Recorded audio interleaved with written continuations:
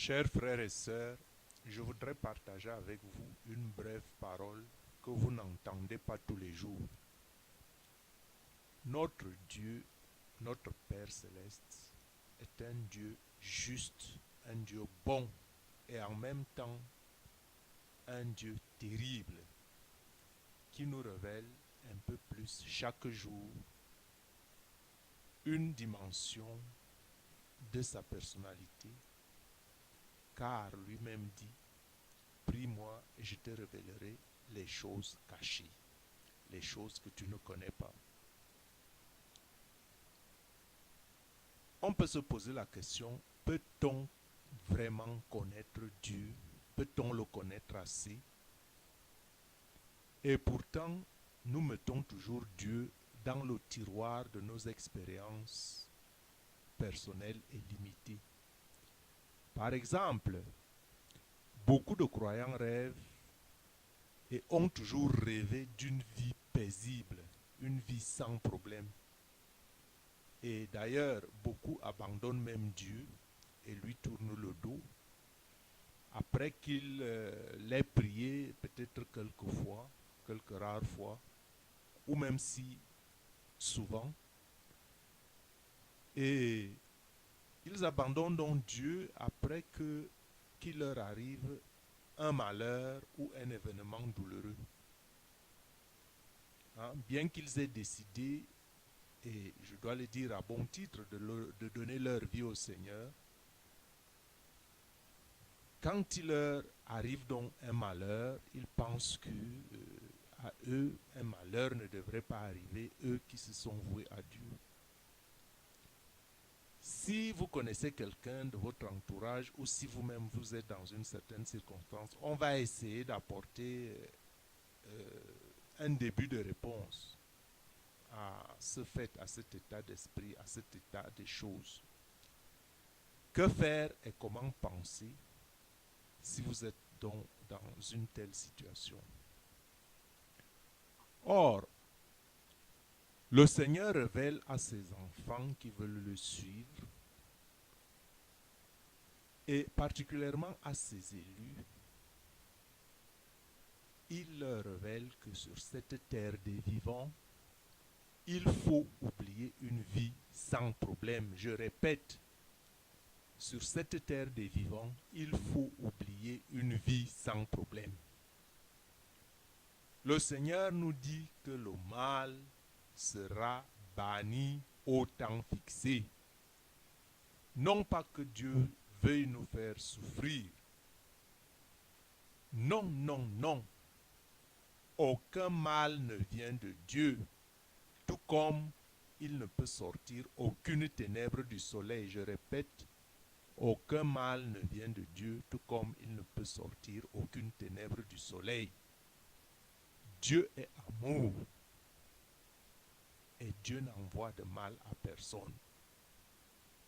Et Dieu lui-même ne tente personne. Que personne, lorsqu'il est tenté, ne dise: c'est Dieu qui me tente, car Dieu ne peut être tenté par le mal et il ne tente lui-même personne. Nous sommes nous-mêmes des fois responsables de bien de tentations à cause de la convoitise et des mauvais désirs de nos cœurs. J'exagère peut-être, vous me diriez, suivant la situation que vous vivez, que je ne connais d'ailleurs pas. Mais les Écritures nous disent que quand nous sommes attirés par les appâts de l'ennemi de Dieu, puisque Dieu a un ennemi, cet ennemi qui veut nous faire perdre, quand nous mordons à son appât, cet ennemi c'est Satan, et c'est Satan qui est le seul tentateur, c'est Satan qui est le menteur, le père du mensonge, parce que Dieu ne ment pas, et Dieu tient à coup sûr toutes ses promesses, et il les tiendra à la lettre. Donc, il faut souvent faire attention à la parole de Dieu, il faut lire la parole de Dieu. Bon, certainement que vous aurez des doutes en fonction de votre entendement personnel, vous direz, je ne suis pas dupe, je raisonne quand même, mais vous raisonnez, vous avez un raisonnement humain. Comprenez que les voies de Dieu sont loin au-dessus des voies des hommes et que Dieu voit ce que vous ne pouvez pas voir. Alors, dans votre raisonnement humain, vous direz, alors, ce que vous dites là, mais pourquoi Dieu laisse-t-il faire Satan alors que je le prie?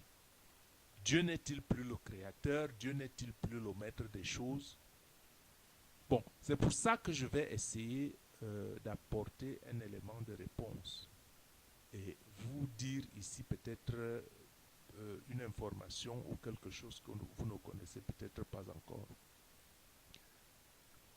Savez-vous que Dieu utilise Satan? Ça vous surprend peut-être, n'est-ce pas? Vous n'avez jamais entendu une telle chose. Ah oui, je le dis et je le répète que Dieu utilise Satan soit pour nous enseigner et nous élever dans la voie de la foi et de la connaissance de Dieu, de qui il est. Comment ça, vous me direz? Bon, quand un événement vous arrive, par exemple, et que Dieu laisse faire, vous vous dites, Dieu m'a envoyé telle charge. Peut-être que ce n'est pas Dieu qui vous envoie la charge. Peut-être que c'est un piège que l'ennemi vous tend. Mais Dieu laisse faire. Pourquoi? Dieu laisse faire parce que quand vous tombez ou bien quand vous êtes en face de difficultés, vous faites plus appel à lui, comme un enfant. Quand un enfant va dehors et rencontre, je ne sais pas, quelque chose de déplaisant ou quelque chose qui le menace, qu'est-ce qu'il fait? Il recourt à la maison en criant haut et fort, papa, papa. Bien, vous me direz, nous ne sommes pas des enfants, mais devant Dieu, nous sommes bel et bien, tout être humain est enfant de Dieu, sauf ceux qui le refusent. Donc, quand certains événements nous arrivent, qui ne sont pas forcément envoyés par Dieu, et peut-être que Dieu les laisse faire, juste pour nous enseigner à nous tourner vers lui. Donc, Dieu utilise Satan pour nous enseigner, pour nous faire comprendre qu'à lui nous devons faire confiance, à lui nous devons crier. Et en cela, certains événements qui nous arrivent ne sont pas forcément mauvais en tant que tels. Bon, je parle tout au moins sur le plan spirituel, hein, de peur que vous risquiez de mal me comprendre. Donc, Dieu utilise certains événements pour nous attirer à lui. Dieu laisse aussi, je pourrais parler ainsi, Dieu laisse aussi détruire le mal par le mal. Dieu peut aussi laisser que le mal arrive à quelqu'un qui fait le mal. Parce que quand un homme abonde dans le mal, que nous disent les Écritures? Que quand un homme abonde dans le mal ne quittera jamais sa maison. Donc, vous voyez qu'il y a une certaine sagesse dans la façon de procéder de Dieu. Et quand un homme de bien est frappé par le mal, bien sûr que sur un point de vue humain, vous direz que ce n'est pas juste. Comme je le disais tout à l'heure, mais ça peut être que Dieu veut que cet homme, comme il est déjà sien, que cet homme se tourne davantage et mette toute sa confiance en lui. Donc, tout ce qui arrive dans nos vies, Dieu le permet pour une cause qu'il connaît parce qu'il est Dieu. Parce qu'il voit, il sait ce que tu ne vois pas. Il connaît il a des objectifs pour nous, il a un plan. Comme il dit lui-même qu'il n'a pas de plan de malheur, mais un plan de bonheur pour tous ses enfants, pour tous ceux qui espèrent en lui. Et d'ailleurs, il dit dans sa parole qu'il ne permettra jamais que quoi que ce soit vous arrive que vous ne pouvez pas supporter. Et tous les élus de Dieu et tous ceux qui espèrent en Dieu savent que toute chose, bonne ou mauvaise, concourt au bien-être de ceux qui aiment Dieu. Et Dieu ne laisse pas faire tous les éléments, Dieu ne laisse pas tous les pièges que le tentateur vous piège, hein, ou tous les pièges qu'il met sur votre route, Dieu ne laisse pas faire. Dieu transforme certains certaines tentations en bien. Le mal que l'ennemi vous fait, Dieu les transforme des fois en bien, des fois quand vous avez foi. Parce que c'est aussi une condition sine qua non de rester toujours obéissant et de ne pas toujours tomber au piège. Donc quand vous restez obéissant en suivant les voies et le commandement de Dieu, tout mal devient bien, tout tourne en votre faveur. Et les Saintes Écritures l'attestent. Ce qui veut dire donc que nous devons lutter afin de soumettre notre vie sous la direction de l'Esprit et de ne pas toujours voir les choses avec l'œil simple. Parce que l'homme considère toujours ce qui frappe l'œil. Or, Dieu nous donne la direction, il nous guide par l'Esprit. C'est la voie de l'Esprit. Il ne faut pas voir les choses qui frappent l'œil, mais il faut toujours appeler son cœur, faire toujours appel à Dieu. Parce que la chair pécheresse est la cause de bien de tentations et de chutes. Et il faut savoir qu'il y a une lutte entre le corps et l'esprit. Et c'est cette lutte permanente qui est d'ailleurs, révèle le Seigneur, en partie la cause du vieillissement. Nous vieillissons parce que les scientifiques disent que le vieillissement des cellules, les cellules meurent, ne se renouvellent pas, c'est pour ça que nous vieillissons. Mais la vraie cause du vieillissement sur un point de vue spirituel, c'est qu'il y a une lutte permanente entre le corps et l'esprit. C'est cette altération-là qui fait qu'on croupisse sous le poids des événements de la vie. Et Dieu rassure que à la vie éternelle, quand vous vivez, imaginez que la vie éternelle c'est quoi? C'est une vie sans fin. Si on pouvait l'évaluer en quelques années, en quelques milliers ou quelques millions d'années, imaginez donc que si l'homme vieillissait, qu'est-ce qu'il serait après 2000 ans? Je prends seulement 2000 ans, parce que l'éternité, bon, ça tend vers l'infini. Je prends seulement 2000 ans. Un homme de 2000 ans, il allait être vieux comme qui?